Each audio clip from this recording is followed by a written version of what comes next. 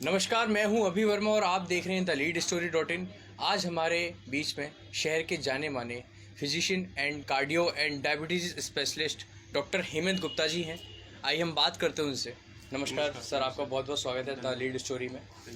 Sir, अब मैं आपसे कुछ क्वेश्चंस करने वाला हूँ हृदय और डायबिटीज़ और इन सब चीज़ों के बारे में। आजकल का जो दौर है बहुत ही ज़्यादा भागा दौड़ी वाला है, तो इस बीच में जो आम जनता है, जो आम लोग हैं, वो कैसे अपना संतुलन बना सकते हैं, ये हार्ट को लेके और अपनी डायबिटीज़ को लेके। उसमें मेरे लिए मैसेज है लोगों के लिए कि अपनी जो डायबिटीज़ और थायराइड और ब्लड प्रेशर जैसी जो बीमारियां हैं जो एक एज 45 के प्लस आना चालू स्टार्ट होती हैं, तो उनको अवॉइड करने के लिए स्टेज पे हमको इनिशियली एक्सरसाइज जो अपनी होती है, एक्सरसाइज एनी फॉर्म, योगा और डे टू डे अपनी रूटीन जो डेली लाइफ है उसमें अपना फीडिंग पैटर्न कैसा, अपना सुबह early morning breakfast, lunch and dinner proper तरीके से टाइमिंग पे लेना चाहिए और अपनी स्लीप पैटर्न है उसको बिल्कुल एकदम अपना नियमित रूप से रहना चाहिए उसमें। ओके। अच्छा, किन कारणों से लोग डायबिटीज़ और थायराइड जैसी बीमारियों से शिकार हो जाते हैं? जैसे मैंने बताया ना, जो डायबिटीज़ है इसमें मेन और थायराइड में दोनों में मेन यही रोल है कि हमारा जो अपना जो एक्सरसाइज का जो पैटर्न है, हमारी जो स्लीप का जो पैटर्न है, हमारा खाने का जो वो है, रहन सहन है, हमारा खान पीन जो है, उस पर सबसे ज़्यादा नियंत्रण रखना ज़रूरी है।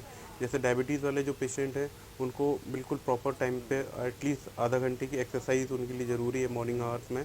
और उनके लिए जो डाइट है वो कार्बोहाइड्रेट से हट के प्रोटीन वाली डाइट ज़्यादा उनको एडवाइस की जाती है हम लोगों की तरफ से, तो वो डाइट पे ज़्यादा फोकस करना है। ऐसे ही थायराइड के जो पेशेंट्स हैं उनके लिए भी हमारे लिए जो मेन फोकस रहता है कि वो बिल्कुल खूब सारा पानी पिए दिन में और अपने डेली रूटीन एक्सरसाइजेज और अपना जो डाइट है उसमें से जैसे हाई कार्बोहाइड्रेट डाइट जो है, जैसे पटेटो है, शकरकंद है, अपना बैगन है, इस टाइप की चीज़ों को अवॉइड करना है। फूल गोभी है, ज़्यादा से ज़्यादा न्यूट्रिएंट्स हम लेना चालू करें, फैट ज़्यादा है उन सब चीज़ों को अवॉइड करें फैट एंड कार्बोहाइड्रेट वाली डाइट। इसमें मिल्क प्रोडक्ट भी आते हैं अपने। हाँ, मिल्क प्रोडक्ट हैं, जैसे उसमें से अपन को छाछ है वो ज़्यादा हेल्दी रहती है, अपने योगर्ट है, दही है, ये कर्ड है अपना, ये सारे अच्छे हैं हमारी लाइफ के लिए। ओके।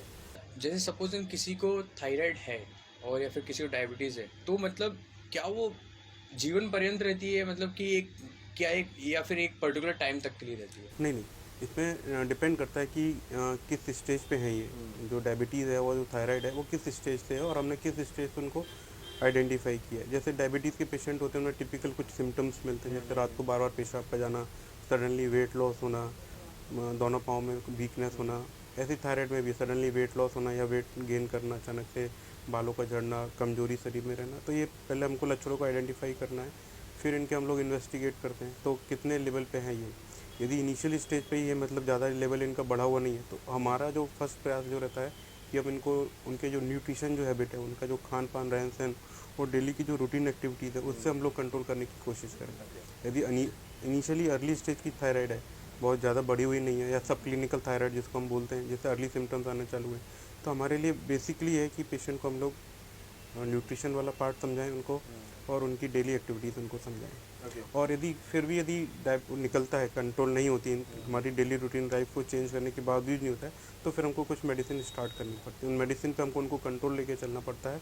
इनिशियली यदि शुगर के लेवल बहुत ज़्यादा रहता है, हाई रहता है, तो हम लोग 2 या 3 मेडिसिन स्टार्ट करते हैं, फिर धीरे धीरे लेवल डाउन होकर एक नॉर्मल लिमिट पे आने के बाद जो मिनिमम मेडिसिन की जो रिक्वायरमेंट रह जाती है, उससे हम पेशेंट को बोलते हैं भाई ये मेडिसिन आप अभी चलने दीजिएगा एटलीस्ट 3 to 6 मंथ तक। उसके बाद फिर 6 मंथ बाद हम रिपीट थायराइड का टेस्ट कराते हैं, यदि वो नॉर्मल होना चालू हो जाता है तो फिर इनिशियली हम फिर बंद भी कर देते हैं कई बार थायराइड की मेडिसिन। जैसे अभी सभी को पता है कि कोरोना काल अभी समाप्त नहीं हुआ है पूरी तरह से, तो जब ये लॉकडाउन का पीरियड था, सपोज किसी को थायराइड है या फिर है ना कोई हार्ट पेशेंट है या फिर किसी भी बीमारी से, तो उस बीच में अगर उसको कोरोना हुआ तो उस टाइम पे क्या क्या चीज़ें उसको ध्यान में रखनी चाहिए उस टाइम पे?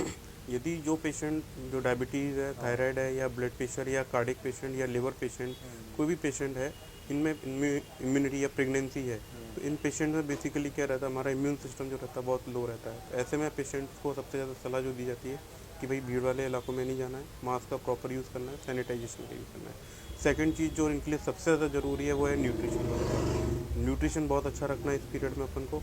यदि किसी पेशेंट को हो भी जाता है न्यूट्रिशन, तो उस दौरान उसको हम यही बोलते हैं कि उनकी डायबिटीज़ को अपन को बहुत अच्छे से कंट्रोल करके रखना है, थायराइड को बहुत अच्छे से कंट्रोल करके चलना है और ब्लड प्रेशर को अपना कंट्रोल करके रखना है। कई सारे पेशेंट्स को जो मेरे घर में भी हैं, आस पड़ोस में भी दोस्त वगैरह भी हैं, जो है ना हार्ट पेशेंट्स हैं, तो कभी कभी उनको ऐसा लगता है कि दर्द होना शुरू हो गया उनको हार्ट में। तो है ना, मैं ये पूछना चाहूँगा कि इसमें किस हद तक मतलब पेन हो तब जाके पता चले कि हाँ अब ये हार्ट पेशेंट है, ये हार्ट पेन हो रहा है ये मेरे को। बेसिकली क्या है कि जो पेशेंट जिनमें टिपिकल जो कार्डिक पेन होता है, जिनको टिपिकल जो एमआई का अटैक आता है, उनमें कुछ सिम्टम्स रहते हैं। जैसे चेस्ट पेन तो हो गई होगा, चेस्ट पेन हमारी छाती में होगा, छाती से लेके हाथ तक पीछे की तरफ जाएगा, लेफ्ट हैंड पे आएगा, बैक की तरफ जाएगा, अप टू जॉ तक हमारे तक रेडिएट होता है। साथ ही साथ उसको बहुत ज़्यादा स्वेटिंग होती है, पसीना खूब आता है, घबराहट होती है, डिफ़िकल्टी इन ब्रीदिंग होती है, सांस लेने में उसको प्रॉब्लम होती है। ये सारे टिपिकल सिम्टम्स होते हैं। तो हम उसको सोचते हैं कि भाई ये कार्डिक पेशेंट है, इनको इमीडिएटली हमको कार्डिक डॉक्टर से या कंसल्ट करना चाहिए। सपोज कि अगर मुझे पेन हो रहा है तो मैं कैसे पता करूं कि वो पेन हार्ट हार्ट का ही पेन है? नहीं, जैसे मैंने बताया ना, जो सिम्टम्स हैं ये टिपिकल वाले, जैसे पेन जो हो रहा है, चेस्ट में पेन हो रहा है, बस घबराहट हो रही है, स्वेटिंग बहुत ज़्यादा हो रही है आपको, और सांस लेने में दिक्कत हो रही है, तो ये टिपिकल कार्डिक पेन है। इसमें आपको डॉक्टर से इमीडिएटली कंसल्ट करना है अपन को। और जो नॉन टिपिकल जो चेस्ट पेन होता है, इसमें लोकलाइज रहेगा, उसी साइड पे बना रहेगा, फैलेगा नहीं, ज़्यादा स्वेटिंग घबराहट नहीं होगी। ये टिपिकल सिम्टम्स होते हैं। आप कुछ एक कोई बात बोलना चाहेंगे हार्ट जितने भी पेशेंट्स हैं कि आपको ये चीज़ नहीं करनी है? जो हार्ट वाले जो पेशेंट है उनके लिए मेरे लिए यही एक मैसेज है। एक तो हैवी वर्क लिफ्टिंग नहीं करना है, हैवी लिफ्ट नहीं करना है, वजन को नहीं उठाना है, यूरिन के समय और स्टूल के समय ज़्यादा उनको स्ट्रेन नहीं करना है, स्लीप प्रॉपर लेनी है। यदि वो डायबिटीज़ और थायराइड और ब्लड प्रेशर के पेशेंट हैं साथ में, तो इन चीज़ों को बिल्कुल कंट्रोल करके चलना है। एंड विदाउट डॉक्टर उनको अपनी जो मेडिसिन है वो बंद नहीं करनी है। इसमें एक और चीज़ मैं पूछना चाहूँगा कि अक्सर लोग बोलते हैं कि मैं जब चलता हूँ वॉक करता हूँ तो है ना मेरे को सांस फूलना शुरू हो जाती है। क्या इसमें कोलेस्ट्रॉल का भी बहुत बड़ा हाथ है हृदय रोग में? बिल्कुल, डेफिनेटली। हमारा जो बॉडी में जो लिपिड प्रोफाइल है, यदि उसमें कोलेस्ट्रॉल, ट्राइग्लिसराइड, बैड जो कोलेस्ट्रॉल है, यदि इनका लेवल बढ़ा हुआ रहता है, तो हमारी जो हार्ट की जो कोरोनरी आर्टरी है उनके अंदर ये डिपोजिशन स्टार्ट हो जाता है। With risk factor hypertension, diabetes, thyroid यदि है, तो लिपिड प्रोफाइल हमारे लिए बिल्कुल नॉर्मल होना ज़रूरी है। क्योंकि ये नहीं तो हार्ट की जो कोरोनरी आर्टरी होती है उनके अंदर डिपोजिशन होना चालू हो जाता है, और धीरे धीरे धीरे वहाँ पे क्लॉटिंग स्टार्ट हो जाती है। तो हमारे लिए लाइफ में ये ज़रूरी है बिल्कुल कि न्यूट्रिशन वाला पार्ट बिल्कुल ध्यान में रखना है। एक्सरसाइज है, स्मोकिंग को अवॉइड करना है, अल्कोहल को अवॉइड करना है, ये बिल्कुल है। एक नॉर्मल इंसान का जो फैट लेवल होता है, कोलेस्ट्रॉल लेवल जो होता है, वो कितना होना चाहिए आपके हिसाब से? हाँ, एक नॉर्मल इंसान के लिए जो फैट का जो लेवल होता है, वो हमारे बॉडी में दो तरीके के फैट्स होते हैं। एक पॉली अनसेचुरेटेड फैटी एसिड और एक मोनो अनसेचुरेटेड फैटी एसिड, और एक बैड कोलेस्ट्रॉल जिनको हम बोलते हैं। तो poly unsaturated fatty acid know very good for me और यू, एंड जो बैड फैटी एसिड्स हैं वो हमारे लिए बॉडी में बिल्कुल नॉर्मल लेवल से नीचे ही रहना चाहिए उनको। जैसे ट्राइग्लिसराइड्स है, इनका लेवल जो हमारा 200 के नीचे ही रहना चाहिए, और जो टोटल कोलेस्ट्रॉल है वो भी हमारी बॉडी में 150 के नीचे रहना चाहिए। एलडीएल कोलेस्ट्रॉल है वो लेस देन 45 रहना चाहिए हमारा। जो गुड कोलेस्ट्रॉल है एचडीएल है वो मोर देन 60, मोर देन 50 हमारे पास रहना चाहिए मेल एंड फीमेल में। ओके। अगर कोलेस्ट्रॉल लेवल्स अप टू 350 है तो वो बैड है? क्या वो हार्ट के लिए बहुत ज़्यादा नुकसानदायक हो सकता है? बहुत ज़्यादा नुकसानदायक नहीं है, लेकिन यदि रिस्क फैक्टर हमारे साथ में है, यदि प्रेजेंट, यदि पेशेंट को कोलेस्ट्रॉल हाई है, प्लस डायबिटीज़ है, और उसको ब्लड प्रेशर है, थायराइड भी है, यदि रिस्क फैक्टर है, प्लस स्मोकिंग है, अल्कोहल है, तो फिर ये हमारे लिए बहुत बड़ा रिस्क फैक्टर है। तो इमीडिएटली फिर हमको इस पर कंसर्न करना चाहिए। आपकी कोई स्पेशलिटी जो इन बीमारियों से पीड़ित मरीजों को विशेष राहत देती हो?